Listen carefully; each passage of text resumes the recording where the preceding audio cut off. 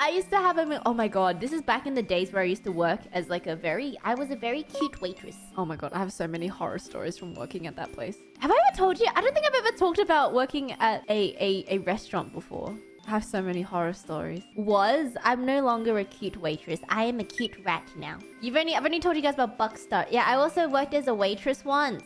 And that was an experience. So what happened was I applied for a waitressing job. So I was like, I specifically want to work at a Japanese restaurant because then I can say, "Irashaimase! Irashaimase! Irashaimase!" That's the only reason I wanted to work at a Japanese restaurant. That was the sole reason. Did you get the job? I got the job, yeah. But the thing is, I saw there was like a Japanese restaurant opening. So pretty much what they did was they like mass hired like a group of people because it was just starting. So we were also like prepping the store for open and stuff like that. And I remember I used to work like 10 to 12 hour days every single day. And it was so much fun. I went from peeling eggs to chopping scallions. 10 to 12 hours, that's like a double shift? Is that a double shift? I think that's a double shift. How many days a week though? It was every single day because I was on holiday. That's a double shift, yeah.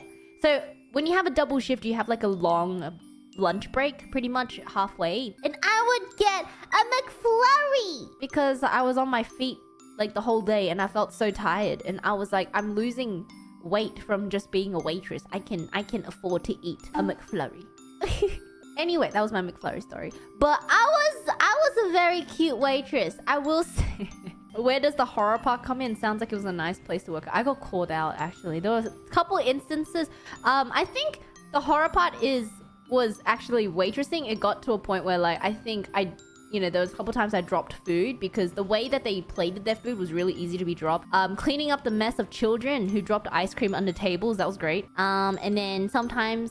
like, because there was, like, an outdoor part, sometimes, there would be, like, a fly in their food. That happened once. And I'd be like, oh, that's great. Okay. And then I got called out one time because when we first started working there, because everyone was so new, no one had the balls to say, "Irashaimase," or, like, "Arigatou gozaimasu." So what happened was one time, there was a customer who came, "Oh, hi, Ken!"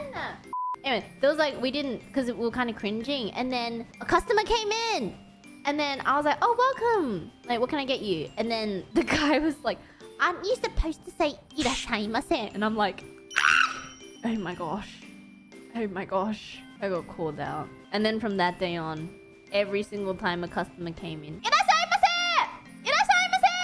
Irashaimase! Irashaimase!" Was the guy Japanese? Nope. And then I would always be the first one to say it, and then everyone behind me in the kitchen would be like, see, a lot of my I guess jobs I just did because I thought it'd be fun. It's still my way of thinking now.